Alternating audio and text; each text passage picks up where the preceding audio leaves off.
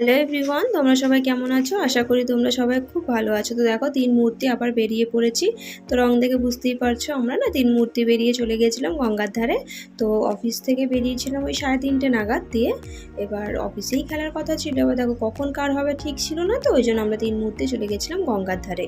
তো ওখানে গিয়ে দেখো আগে একটু অল্প অল্প রং লাগিয়ে আগে একটু ফটো তুলে নিলাম, দিয়ে দেখো কেমন ভূত করে দিচ্ছে। আর এই বিশেষ করে এই পাগলিটার জন্যই আমার যাওয়া, জানো তো আমাদের।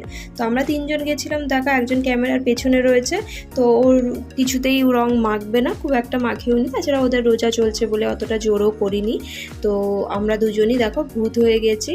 তো আমি একবার ওকে মাখাচ্ছি, ও একবার আমাকে মাখাচ্ছে। আমি না শুধু পিঙ্ক কালারটাই নিয়ে গেছিলাম, অ্যাকচুয়ালি খেলা হবে কি না হবে বা কতটা কি হবে, তো ওই জন্য বেশি নিয়ে যায়নি। তো তারপর স্যার আকাশি কালারটা দিল, ওই জন্য 2 রকম হয়ে গেল। আমি না ওর মাথায় কত সুন্দর করে না দুদিকে 2 রকম কালার দিয়ে দিয়েছিলাম, কিন্তু দেখো আমার মাথায় কেমন তেল মাখার মতো মাথায় থেপে দিল কালারগুলো। এই ভিডিওটা হচ্ছে দোলের আগের দিন অফিস থেকে বাড়ি ফেরার পথে, কিন্তু দোলের দিনের না একটুও ভিডিও করতে পারিনি। কেন জানো?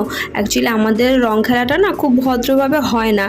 প্রথম একটু হয়তো আবির মাখা হলো বা কিছু, তো তারপর সেটা আর আবির মাখাটার আর ভদ্রের জায়গায় থাকে না।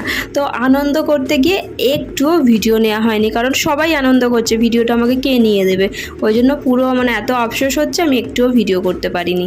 তো দেখো এটা হচ্ছে কি আমাদের ফাইনাল লুক রং খেলার। তো ওখান থেকে আবার গঙ্গার ঘাটে গিয়েছিলাম, ইয়াসমিন আবার একটু মুখ ধুলো বলে দিয়ে ওখান থেকে আমরা চলে যাবো। বাড়ি যাওয়ার কথা ছিল, তো আমি ভাবলাম যে কোর্টে একটা কাজ আছে, তাহলে আমি কোর্টের কাজটা দিয়ে তারপর যাবো।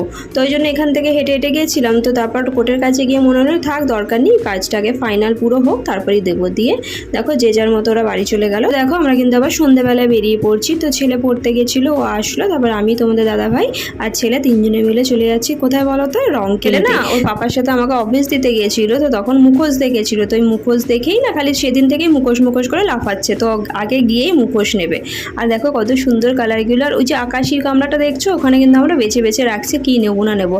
আর কত রকম মুখোশ, আর কী সব উল্টো পাল্টা মুখোশ বেঁচেছিল জানো, কঙ্কাল ঠঙ্কাল। এবার ওগুলো তো ওর মুখে বড় হয়নি, তো আবার দেখে ওর মতো নিয়ে এবার হচ্ছে গিয়ে ও খাবে ভুট্টা। তো ভুট্টা তো ওখানে আশেপাশে এক ময়ূরপঙ্খী ঘাটে, নাহলে মাঠের ধারেই পাওয়া যায়। তো আমরা কিন্তু সোজা চলে যাচ্ছি ময়ূরপঙ্খী ঘাটে। তো এখান থেকে ভুট্টাটা নিয়ে আমরা সোজা চলে গেছিলাম ওষুধের দোকানে, মায়ের জন্য ওষুধ নেবো বলে। তো দেখলাম দোকানটা ফাঁকা আছে, তো ওই জন্য আমি না আমার একটু প্রেশারটা চেক করে নিলাম, কারণ কদিন ধরে না একটু প্রবলেম হচ্ছিল। তো তারপর মনে পড়লো ভাইদের জন্য রং আর আবির কেনা হয়নি। তো বাড়ি ফেরার পথে আবার ওদের জন্য রং আবির নিয়ে নিলাম। তো ছেলে দেখো বেছে বেছে কি মুখোশ নিয়েছে, দেখেছো? এই জোকারের মুখোশটা ছেলের পছন্দ হয়েছে, ওইটাই লাস্টে নিয়েছে। তো আজকের ভিডিওটা এই পর্যন্তই। তোমাদের কেমন লাগলো জানিও। ভিডিওটা ভালো লাগলে লাইক কমেন্ট শেয়ার করতে ভুলো না কিন্তু। Bye bye.